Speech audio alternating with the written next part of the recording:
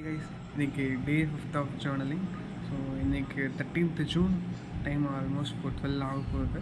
So இன்றைக்கி டேயில் என்ன நடந்துச்சு அப்படின்னா, காலையில் 5 AM ஒரு ஈவினிங் 3 வரைக்கும் ப்ராக்டிகல்ஸ்க்காகவே போயிடுச்சு. ஸோ மார்னிங் ஃபுல்லாக படிச்சுட்டு, ஸோ ப்ராக்டிகல்ஸ் 3 மணிக்கு தான் முடிஞ்சு. நம்ம மத்தியானம் பேட்ச் தான் வேறு வந்துட்டு தூங்கியிருக்கணும், தூங்கவே இல்லை, கொழுப்பு.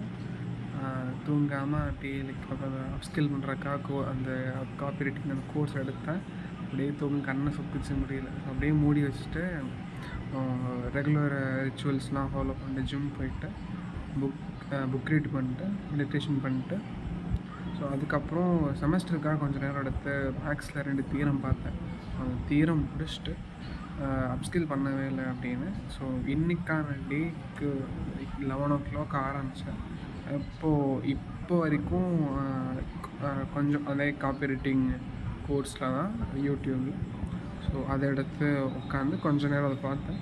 ஸோ ஓரளவுக்கு முடிச்சிருக்கேன். நாளைக்கு ஓரளவுக்கு நான் ஃபுல்லாகவே இந்த கோர்ஸ் முடிச்சுட்டு அப்ஸ்கில்லிங் முடிச்சுட்டு அடுத்து ஒர்க்கில் இறங்கணும் அப்படின்ட்டு இருக்கேன்.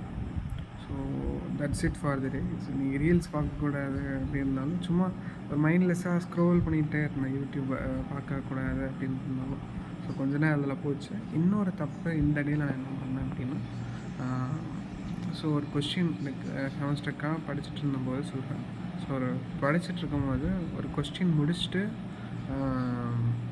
கேப் விடலை. அந்த கேப் டைமில் வந்துட்டு ஸோ ஒரு 10 நிமிஷம் விடலாம். ஸோ நான் ஒரு அரை மணி நேரம் எடுத்துட்டேன். அப்படியே ஃபோன் வந்துட்டு அப்படியே எடுத்துட்டேன். ஸோ ரொம்ப பெரிய தப்பு. அதனால தான் ரொம்ப படிக்கிறதுக்குமே ரொம்ப டைம் ஆகுது அப்படின்னு நினைக்கிறேன்.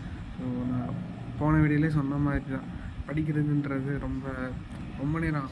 ஸோ 2 முக்கியமான தப்பு இன்றைக்கி